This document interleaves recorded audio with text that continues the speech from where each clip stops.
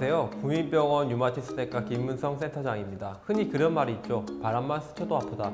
그 정도로 심각한 통증을 일으키는 질병, 바로 통풍인데요. 지난해 이 통풍 환자가 50만 명을 훌쩍 넘어섰습니다. 이는 10년 사이 약 73%나 늘어난 수치라고 하는데요. 특히 2040 젊은 환자들도 늘어나고 있어 주의가 필요하다고 합니다. 오늘은 통풍에 대해 자세히 알아보는 시간 가지도록 하겠습니다.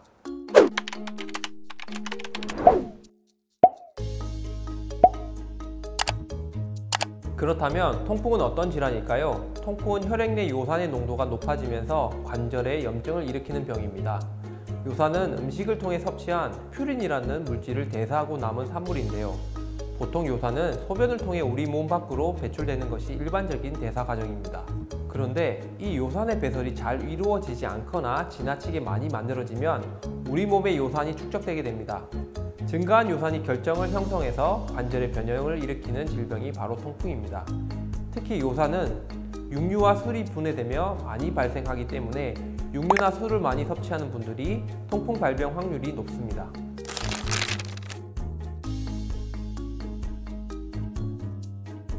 통풍은 과도한 영양 섭취가 문제가 되면서 비만이거나 음주를 많이 하는 남성에게 잘 생기는 것으로 보입니다. 통풍의 동반 질환도 요산이 많이 생길 만한 상황과 비슷한 비만, 고지혈증, 당뇨나 고혈압, 대사증후군 또는 심부전이나 심혈관 질환 등이 동반될 수 있습니다.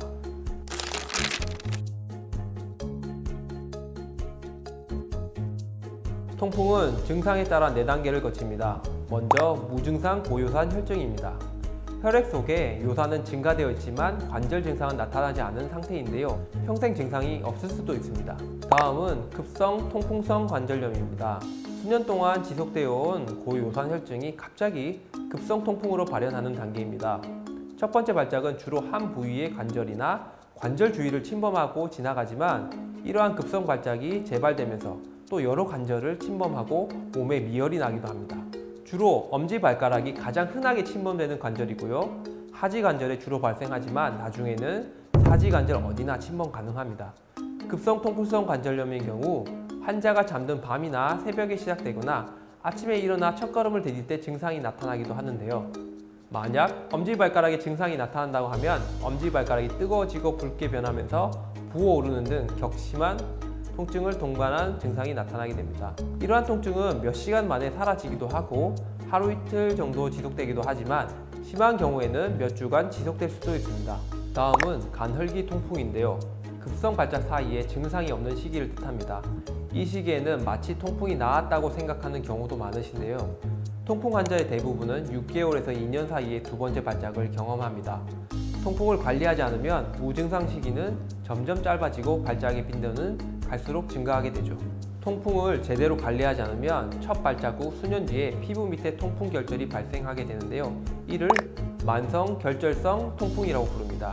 이 시기가 되면 통풍은 류마티스 관절염 같이 만성 관절염의 형태로 증상이 나타나면서 관절 손상까지 진행되게 됩니다.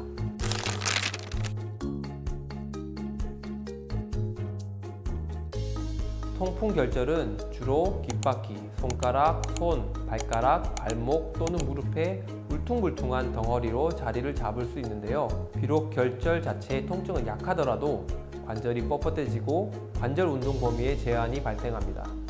결국 결절 주위 관절의 광범위한 손상과 함께 손과 발이 괴상한 형태로 변형될 수 있죠.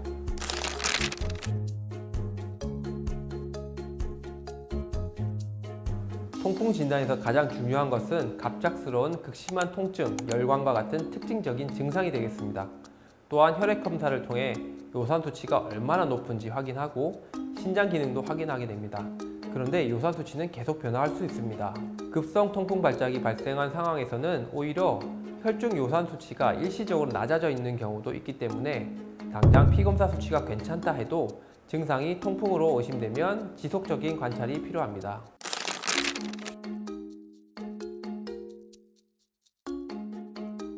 통풍의 치료 방법은 단계별로 다른데요. 먼저 무증상 고요산 혈증의 치료는 식생활 습관을 개선하고 동반된 비만, 고지혈증, 고혈압 등을 치료하고 관리하는 것이 중요합니다. 두 번째로 급성 통풍성 관절염의 치료 같은 경우에는 가능한 신속해야 합니다. 염증 부위에 얼음 주머니를 대고 비스테로이드 항염제와 같은 항염증 치료를 하면 효과적으로 증상을 완화하실 수 있습니다. 즉, 통풍 발작이 나타나면 즉시 약물 투여를 시작하는 것이 도움이 됩니다.